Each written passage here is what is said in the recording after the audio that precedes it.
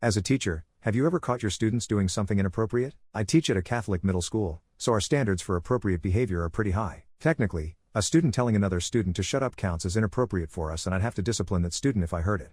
The most inappropriate thing I've ever caught a student doing, that would be inappropriate even by public school standards, happened about 5 years ago. I was proctoring a standardized test near the end of the school year. All of the 8th graders had already been accepted into their high schools, and they just didn't care about the standardized test or anything else having to do with school at that point. This particular test session was an hour long, and students were not allowed to read a book or draw or do anything else once they were finished with their tests.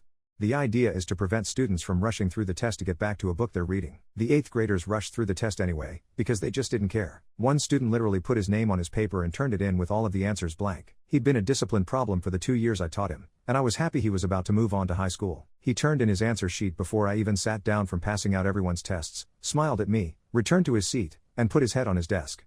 I wasn't allowed to say anything to him